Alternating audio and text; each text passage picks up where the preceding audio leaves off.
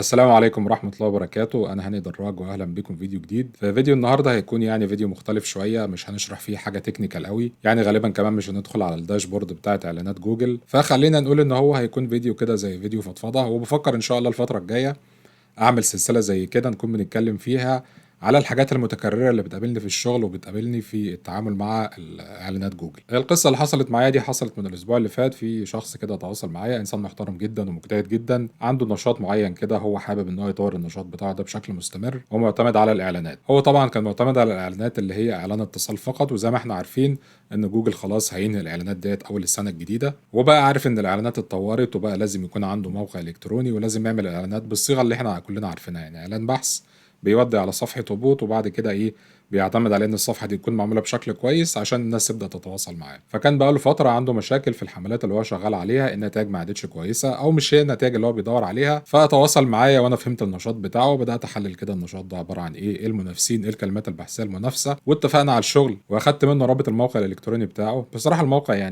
مش احسن حاجه، في تفاصيل كتير مش كويسه، في صفحات واقعه، ده غير ان الاداء بتاعه الموقع كان بطيء بشكل مزعج جدا.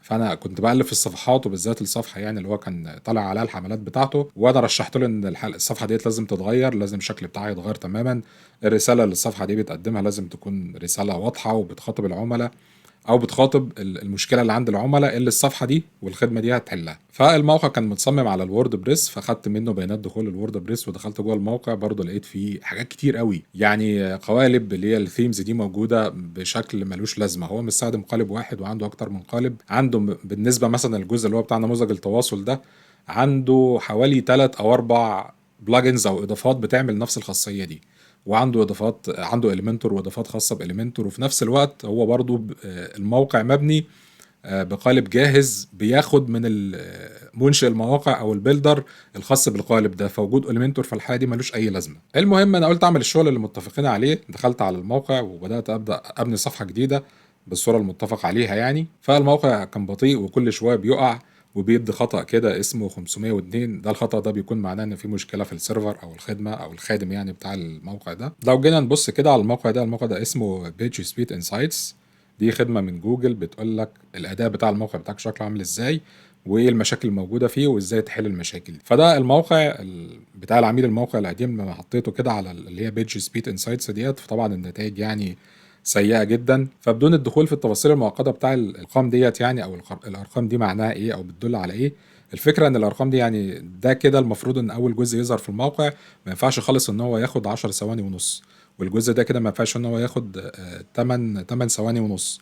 ولو جينا نبص هنا كده على البرفورمانس في الموبايل، اللي هي غالبيه الناس بتدخل من الموبايل اصلا، البرفورمانس بتاعه 58%. الاكسسبيلتي محدش بيهتم بيها قوي، البيست براكتس 96 ماشي، بس احنا دايما بنبص على البرفورمانس. هو في حاجه كمان، هو اوقات الارقام اللي بتكون على بيج سبيد انسايتس ديت بتقول لك ان الموقع فيه مشكله، بس انت لما تيجي تتصفح في الموقع تلاقيه شغال بشكل مناسب بشكل معقول فالارقام دي مش دايما بتكون بتعبر عن الاداء الحقيقي. لكن لما يكون في مشكله، شايف ان الارقام هنا فعلا الارقام سيئه على بيج سبيد انسايتس، ولما تيجي تجرب الموقع بتاعك تلاقيه بيقع فعلا والموقع مش عايز يستجيب معاك، فبتتاكد فعلا الموقع ده فيه مشكله.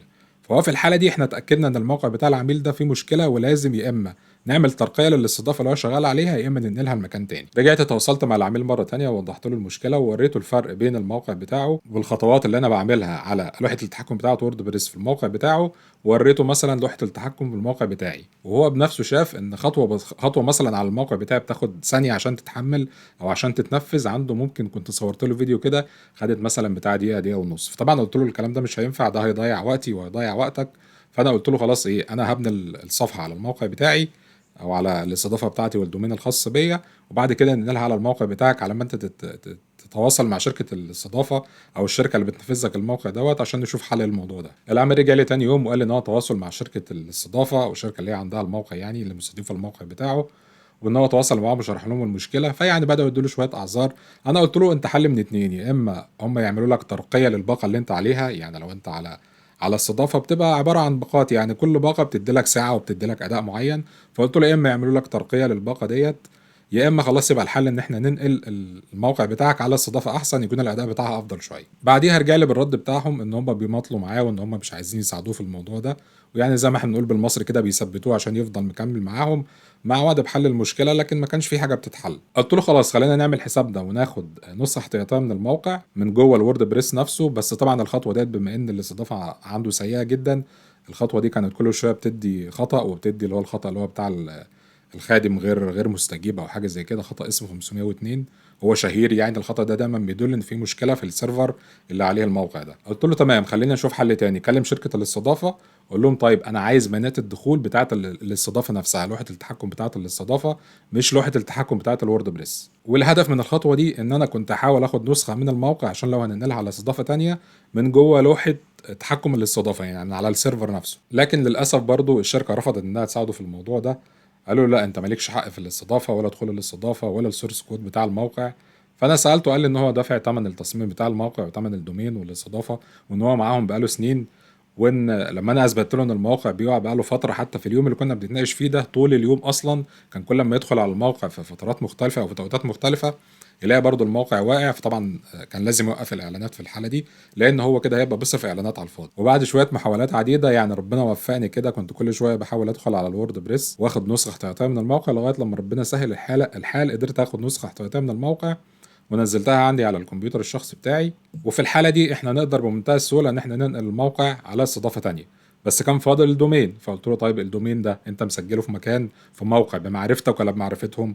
قال لي برضو كل حاجة موجودة مع الشركة. فهو كلم الشركة مرة تانية بخصوص موضوع الدومين ده ان هو عايز ينقل الدومين بتاعه لان الدومين ده هو بيدفع ثمنه، فهو من حقه انه ينقل الدومين. لكن للاسف هم ما كانوش متعاونين خالص. فانا سالته هل الدومين ده معروف بالاسم، يعني معروف كبراند نيم الناس بتدور عليه بالاسم، ولا عادي ممكن نستبدله باسم قريب؟ فقال لي لا عادي، هو النشاط بتاعه معروف وليه حصه كويسه من السوق، لكن الناس ما بتركزش قوي في اسم الدومين. فقال لي لا احنا ممكن نختار اسم قريب، يعني اسم دومين قريب من النشاط بتاعه او من الاسم القديم اللي كان بيستخدمه. وبعدها الحمد لله قدرنا نحجز الدومين اللي هو الاسم الجديد ده، وكان معانا نسخه من الموقع خلاص، فقدرنا نرفع النسخه اللي هي الاحتياطيه بتاعه الموقع ده على الدومين الجديد، وخلاص الموقع بقى شغال معانا. وكان فرق السما من الارض زي ما احنا بنقول يعني في الاداء وفي السرعه بتاعه الموقع. وقدرت الحمد لله ان انا اخلص له الصفحه، كنت انا خلاص خلصتها عندي على الموقع بتاعي ونقلتها له بمنتهى السهوله، وعملت له شويه برضو اعدادات كده تظبط الدنيا عنده على الموقع، والشغل اكتمل الحمد لله على اكمل وجه، وشغلت له الحملات. وان شاء الله لو في فرصه ممكن في فيديوهات تانية نبدا نتكلم على الحملات ديت ونحللها ونشوف عملنا فيها ايه والنتيجه كانت عامله ازاي، وازاي نحسن في الحملات دي عشان نوصل لاداء احسن. فالشاهد من القصه دي او انا حكيت الموضوع ده كله ليه؟ ده عشان انصح كل حد عنده بيزنس او ناوي ينشئ موقع الكتروني.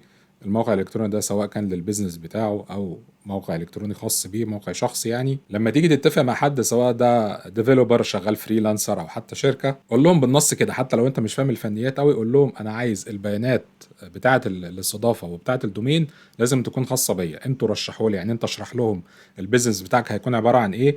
لو هو موقع الكتروني او موقع شخصي فهتكون محتاج استضافه ادائها بسيط، او استضافه بسيطه يكون ادائها مستقر، لان انت مش هيتعمل على الموقع عمليات كتير. هو بيبقى الموقع ده اسمه كانه كتالوج موقع، كتالوج ويب سايت او بروشور ويب سايت، بس انت بتعرض عليه الخدمات بتاعتك، وما بتبقاش متوقع ان انت هيجيلك عليه زوار كتير. وحتى اللي بيدخل على الموقع بس بيدخل يشوف رقم تليفون، زرار واتساب، يملى نموذج تواصل. فاستضافه بسيطه في الاول كده هتمشي الدنيا. فانت تشرح لهم البيزنس يعني انت عايز الموقع ده عشان تعمله هتعمل بيه ايه، فهم المفروض دورهم يرشحوا لك استضافه مناسبه لنوع البيزنس بتاعك ده. وبعد كده الاستضافه دي انت تشتريها عن طريقك، او حتى لو هم هيساعدوك في اعداد الاستضافه وهيساعدوك في شراء الاستضافه دي، لازم تاكد معاهم ان بيانات الدخول بتاع الاستضافه لازم تكون تحت ايدك، يعني انت في اي وقت تقدر تدخل على الاستضافه دي. والاهم بقى اكتر اسم الدومين.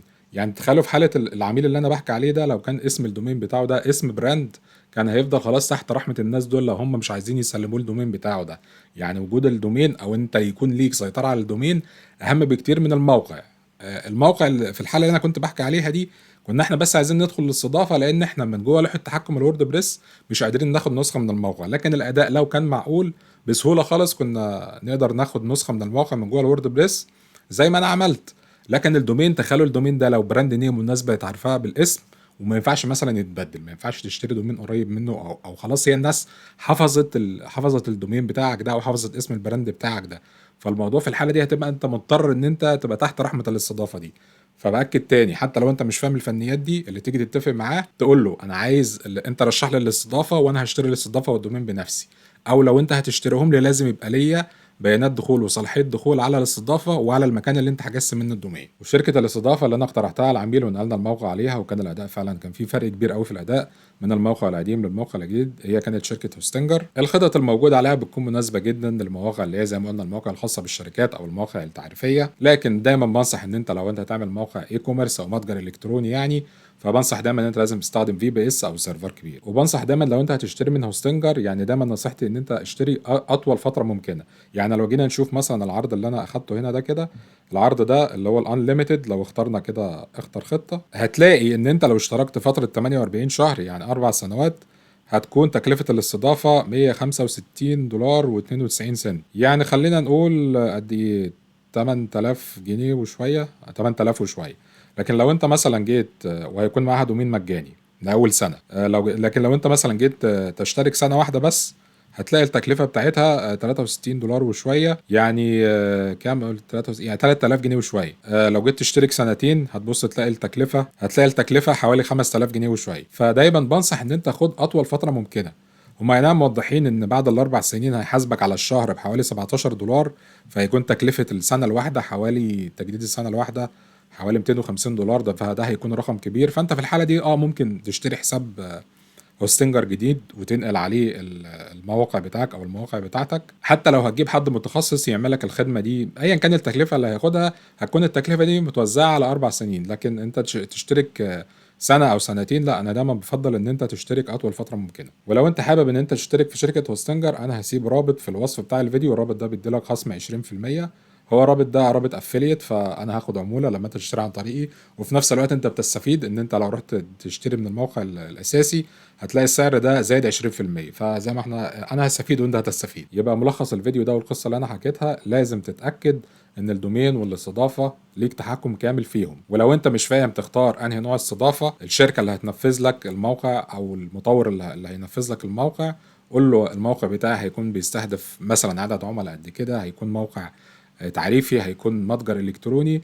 هو دوره ان هو يرشح لك الاستضافه وانت تشتريها بنفسك، او هو يشتريها عن طريقه، على اساس ممكن تكون انت برضو مش فاهم قوي في موضوع الكروت او الدفع اونلاين. بس لازم البيانات بتاعه دخول الموقع وبتاعه دخول الاستضافه والبيانات بتاع المكان اللي اتحجز منه الدومين لازم يكون ليك تحكم كامل فيها. اتمنى ان يكون الفيديو مفيد وكنت اتعلمت منه معلومه كويسه. واحكوا لي برضو في التعليقات لو حصل معاكم مواقف مشابهه قبل كده اتصرفتوا فيها ازاي. وحابب افكركم ان انا بعمل مراجعه كامله لحسابات اعلانات جوجل.